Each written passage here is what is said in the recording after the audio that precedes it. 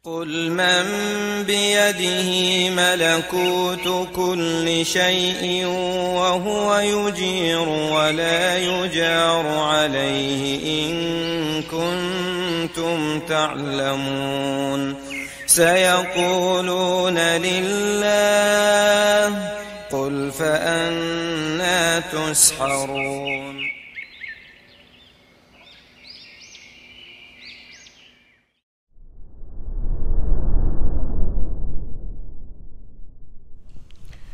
Bismillahirrahmanirrahim. Assalamualaikum warahmatullahi wabarakatuh. Innal hamdalillah nahmaduhu wa nasta'inuhu wa nastaghfiruh wa na'udzu billahi min shururi anfusina wa sayyiati a'malina. May yahdihillahu fala mudilla lahu wa may yudlil fala hadiya lahu. Asyhadu an la ilaha illallah wahdahu la syarika lahu wa asyhadu anna Muhammadan abduhu wa rasuluhu la nabiyya ba'dah. Allahumma inna nas'aluka ilman nafi'a wa rizqan thayyiba wa amalan mutaqabbala. Kita lanjutkan kajian kitab Zad al-Mustaqni' karya Syekh Musa al-Hajjawi rahimahullah di masalah atau bab al-masah al-khuffain, mengusap sepatu atau yang semakna dengannya seperti kaos kaki, baik bagi yang mukim dengan durasi 1 kali 24 jam 1 hari, atau bagi musafir yaitu 3 hari. Dan kita akan menjabarkan hukum-hukum berkaitan dengan masalah ini, yang mana masalah ini sudah dijabarkan sejak zaman Nabi SAW dan sampai sekarang. Dan mengusap sepatu ini atau semisalnya, kembali kita ingatkan, berlaku untuk musafir dan juga mukim, dan hanya untuk hadas kecil.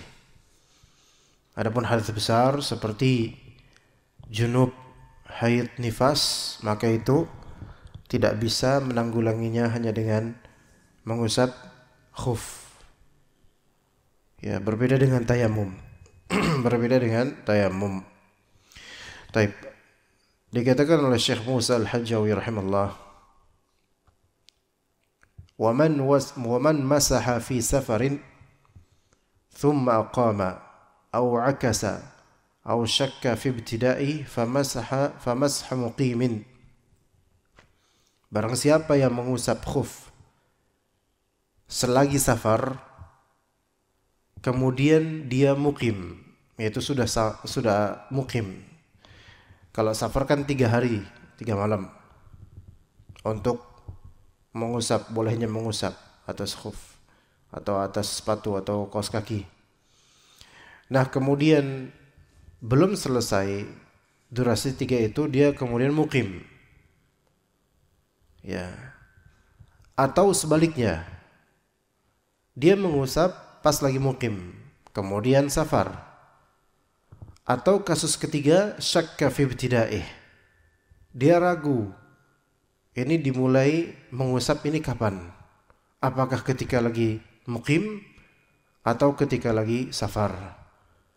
Maka durasinya famasha muqimin, yaitu durasi mukim, 1 hari 1 malam. Ini 3-tiganya akan kita jelaskan. Pertama, waman masaha fi safarin thumma aqama. Kasus pertama, siapa yang mengusap ketika lagi safar kemudian dia mukim. Yang kasus kedua sebaliknya, siapa yang mengusap ketika lagi mukim kemudian dia safar. Kasus yang ketiga, dia ragu, saya pertama kali ngusap itu kapan ya? Pas lagi safar atau pas lagi mukim? Ya. Oke. Sebelumnya kita ingatkan, di sini kita unggulkan pendapat ulama yang menyatakan bahwasanya durasi mengusap itu dimulai dari pertama kali mengusap. Ya. Lebih detail lagi kita gambarkan begini. Misal durasi kita tekankan atau kita ambil pendapat di sini durasi diawali dari pertama kali mengusap setelah berhadas. Contoh, antum mau berangkat kerja, ya, kemudian wudu dan memakai kaos kaki dan sepatu. Memakai kaos kaki dan sepatu. Dan antum memakai kaos kaki dan sepatu dalam keadaan antum suci. Kata tadi wudu. Kemudian jam 9 antum berhadas, buang angin. Dan antum baru berwudu sembari mengusap kaos kaki, ya boleh dilepas sepatunya terus pakai kaos kaki, mengusap kaos kaki.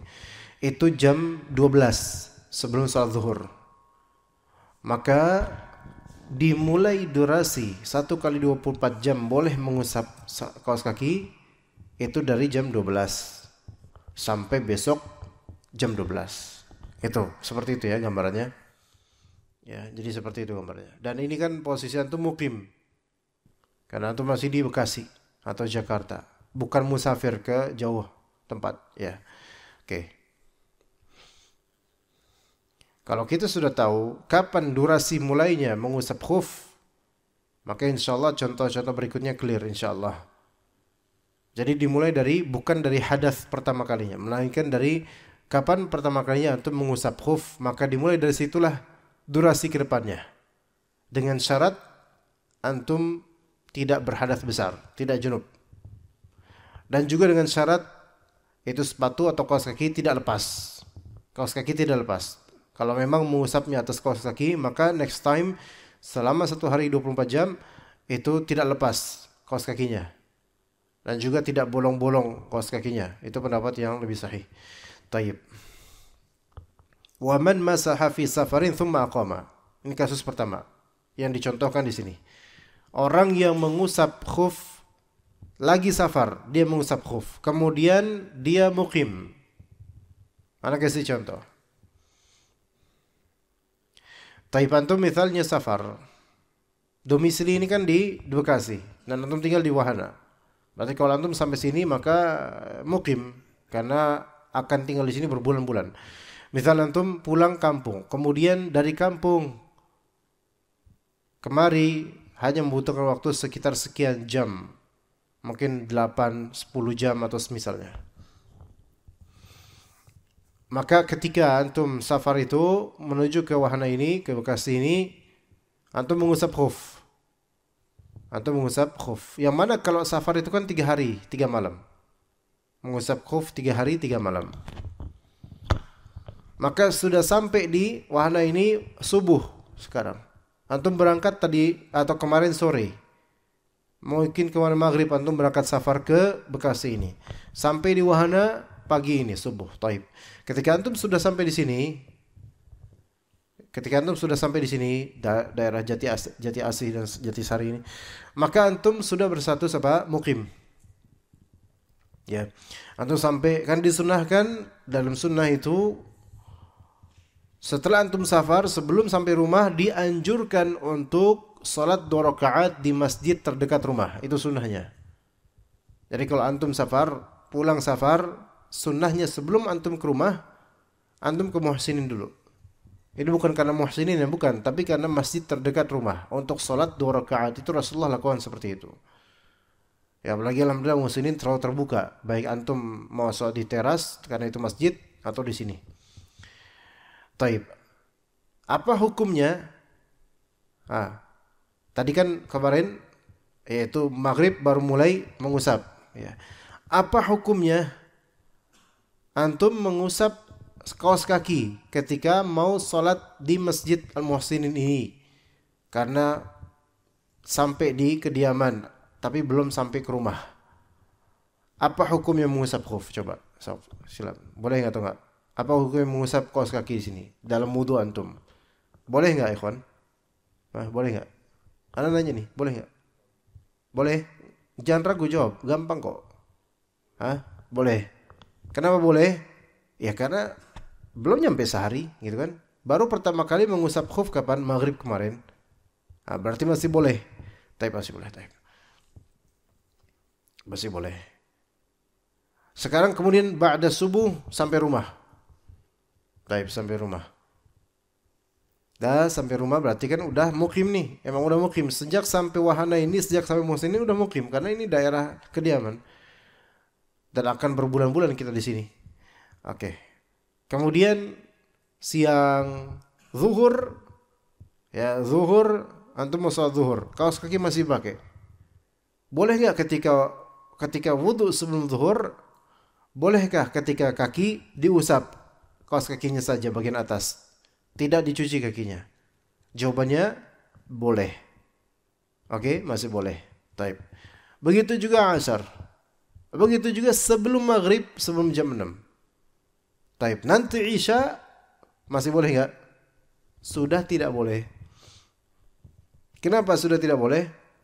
Barang siapa yang mengusap khuf atau sepatu atau kaos kaki di wudunya saat safar, kemudian dia mukim, maka durasi pengusapannya hanya pengusapan mukim, yaitu 1 kali 24 jam. Maka hanya terbatas sampai jam 6 saja. Jam 6 nanti. Adapun jam 7-nya, karena udah lewat dari 1 kali 24 jam, maka khalas. Tidak berlaku lagi durasi ini. Ya, ini mungkin alhamdulillah kita sih sebenarnya sekarang ini nggak pernah seperti ini, yaitu selalu buka sepatu atau buka kaos kaki. Tetapi barangkali ada orang yang memang dia membutuhkan itu, selalu pakai kaos kaki. Oke, seperti itu.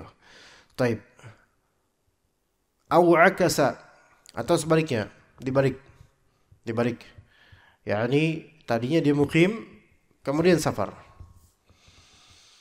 Dia mengusap ketika lagi mukim. Kasih contoh, yaitu antum bakal safar nanti sebelum asar. Kemudian antum mulai mengusap khuf, mengusap sepatu atau kaos kaki sebelum zuhur di Muhsinin, atau sebelum sholat di Muhsinin. Dari pengusapan karena antum masih mukim. Taib, nanti sore, nanti siang antum safar ke Jawa Tengah misalnya. Naik bis misalnya. Kemudian terus antum safar sampai malam, kemudian besok pagi subuh baru sampai di tempat tujuan. Taib. Maka ini kan safar, dan antum di Jawa Tengah itu paling hanya 2 hari. Maka durasi di sini mengusap kaos kaki ini hanya berlaku sampai jam 12 siang nanti. Kenapa sampai jam 12 siang? Karena antum memulai mengusap khuf atau mengusap kaos kaki sebelum zuhur. Ya, atau jam 12-an gitu. Dan ketika itu masih mukim. Kemudian antum safar. Maka pendapat yang mu'tamad dalam mazhab Hanbali, kalau misalnya antum memulai mengusap sepatu atau kaos kaki selagi mukim, kemudian antum safar dalam waktu 1 kali 24 jam, maka durasi mengusapnya hanya 1 kali 24 jam, bukan safar. Bukan hak safar seperti 3 kali 24 jam, bukan. Itu pendapat pertama. Pendapat kedua, dalam satu riwayat dalam mazhab Imam Ahmad, bahwasanya hukumnya mengikuti hukum musafir. Hukumnya mengikuti hukum musafir. Yakni jadi kalau nanti jam 12 antum mukim, baru pertama kali antum mengusap, terus baru safar jam 2 siang. Ya.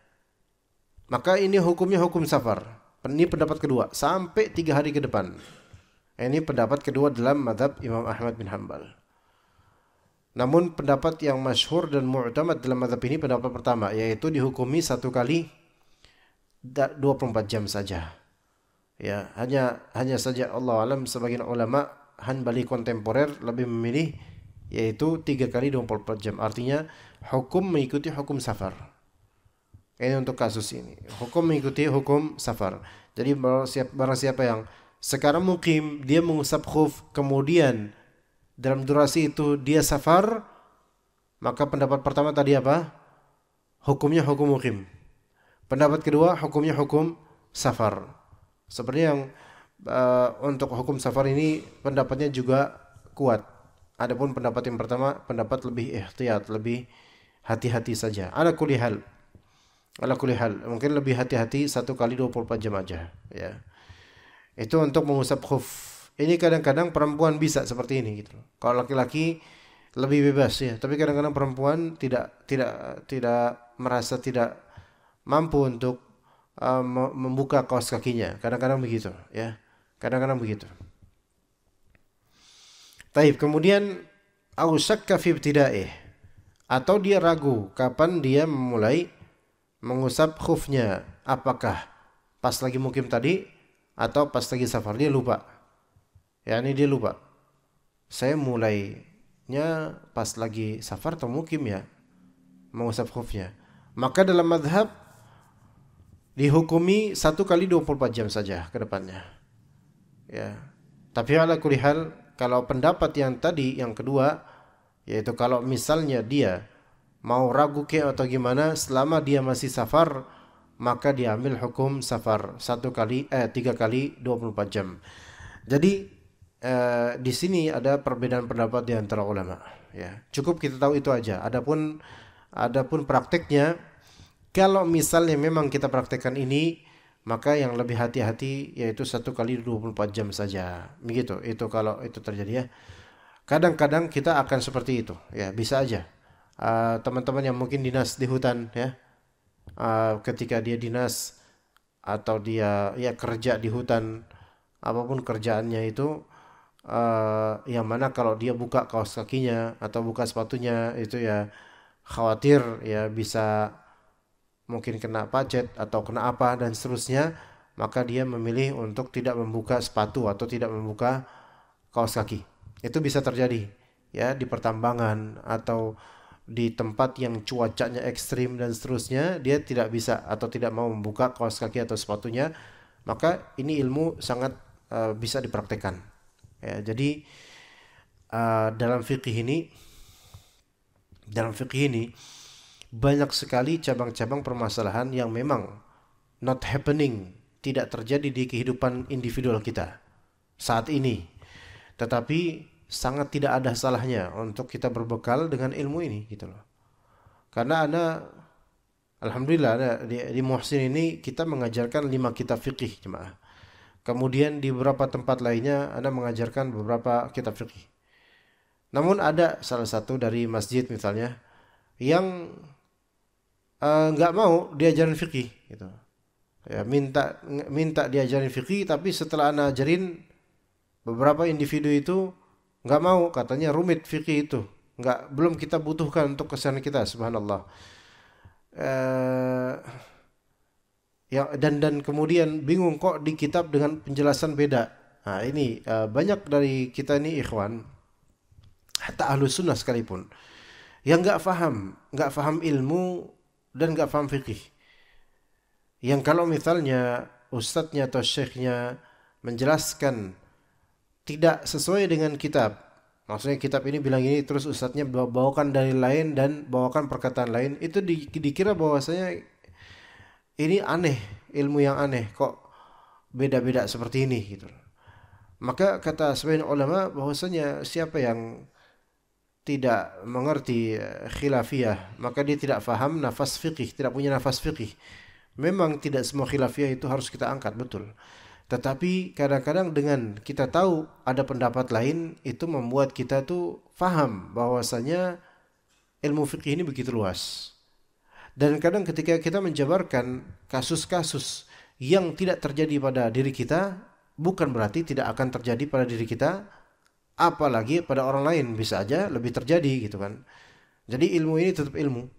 Ya, ilmu ini tetap suatu ilmu. Ya, selama kasus-kasusnya bukan kasus yang mustahil. Ya, sekarang mungkin alhamdulillah kita hidup normal, tapi suatu ketika mungkin ada konteks-konteks yang darurat yang mengharuskan kita itu menerapkan ilmu ini. Ya, bisa terjadi. Ya. Taib, kita lanjut ke wa in ahdatha thumma safara qabla mashihi fa masha musafirin. Kalau misalnya dia berhadas, kemudian dia safar sebelum dia mengusap sepatu atau kaos kaki, maka dia pakai masha musafir. Dia pakai durasi usapan musafir, yaitu 3 kali 24 jam. Begini contohnya. Ya. Taib, antum berhadas. Kencing misalnya, belum sempat wudu, namun antum pergi dulu untuk safar. Ya. Di sini wa in ahdatha thumma safara qabla mashihi fa musafir. Artinya antum pakai sepatu, pakai kaos kaki. Kemudian berhadas, misalnya kencing di rumah, atau sekitar rumah. Namun antum belum sempat wudu. Antum safar duluan dengan travel misalnya. Safar duluan dengan travel. Dan antum sudah pakai sepatu, sebelum antum kencing sudah pakai sepatu dalam keadaan suci, ya. Namun kencing, setelah itu kencing, berhadas kemudian, kan. Maka tiba-tiba udah datang travelnya ke tempat antum dan langsung antum naik berangkat safar. Nah, ini safar belum sempat antum untuk wudu dan belum sempat mengusap sepatu atau kaos kaki. Ya. Maka berarti dimulai durasi kapan? Dimulai durasi ketika antum sampai di rest area, kemudian antum wudu dan mengusap kaos kaki antum. Dimulai durasi dari saat itu. Berarti karena antum lagi safar, dimulai durasi 3 kali 24 jam. 3 kali 24 jam. Ya, karena permulaan durasi, pendapat yang lebih sahih, permulaan durasi mengusap sepatu atau kaos kaki, itu dimulai dari yang paling pertama kali mengusap. Kapan dimulainya? Bukan dimulai dari kapan hadas. Bukan, tapi kapan mengusapnya pertama kali. Maka dimulai dari situ.